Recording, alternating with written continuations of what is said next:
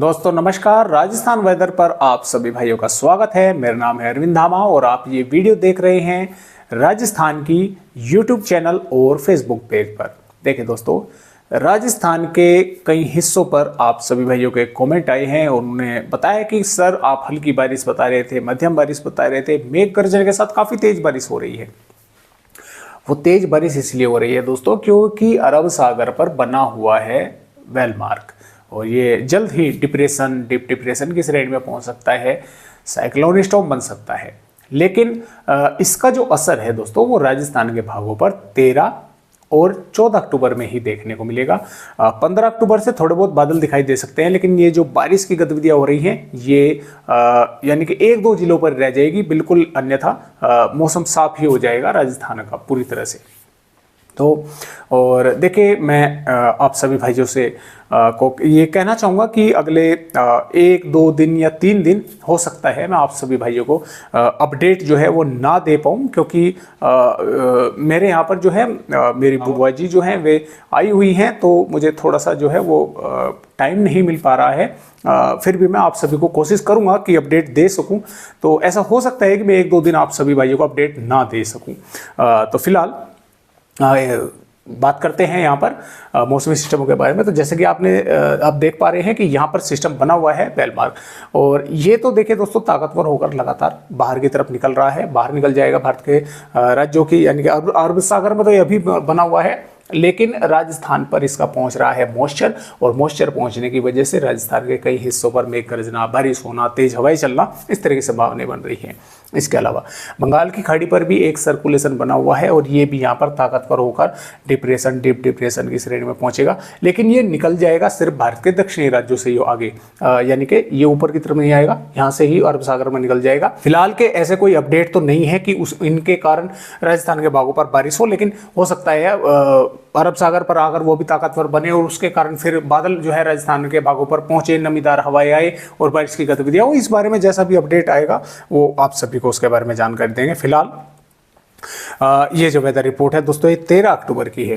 देखिए 13 अक्टूबर में भी राजस्थान के कई हिस्सों पर, यानी कि देखिए श्री गंगानगर, हनुमानगढ़, बीकानेर, चूरू, सीकर के भागों को छोड़ के हो सकता है चूरू सीकर के भागों पर भी कुछ थोड़े बहुत बादल दिखाई दे। श्री गंगानगर, हनुमानगढ़ और बीकानेर के उत्तरी भागों पर मौसम पूरी तरह से साफ रहेगा।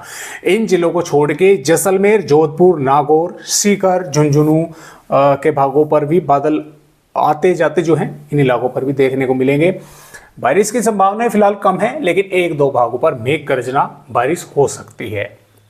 इसके अलावा दोस्तों बाड़मेर, जालौर के भागों पर, जोधपुर के भागों पर भी बादल आते जाते देखने को मिलेंगे, कहीं पर हल्के, कहीं पर घने, और हो सकता है यहाँ पर भी 1-2 भागों पर मेघ गर्जना बारिश होने की संभावनाएं वो बन जाए।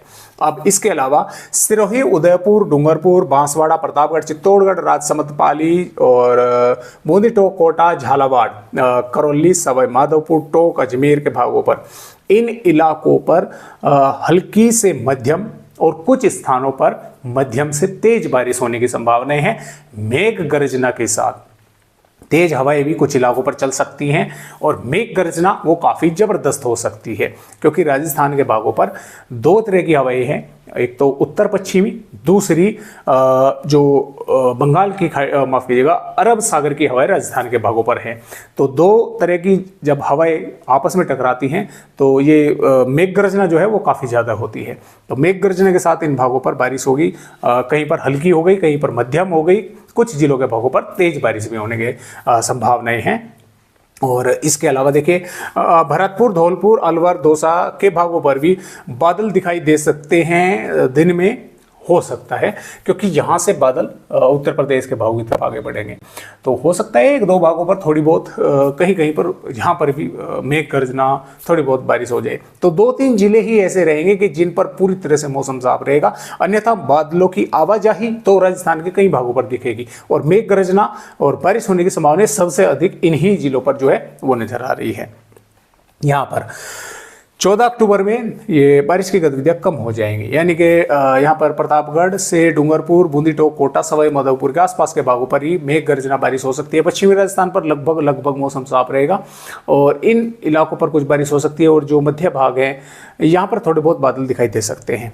और यहाँ पर बात करें 15 अक्टूबर की, पूरी तरह से राजस्थान पर मौसम दोस्तों साफ रहेगा। हो सकता है 1-2 भागों पर थोड़े बहुत बादल कहीं कहीं पर दिखाई दे जाए।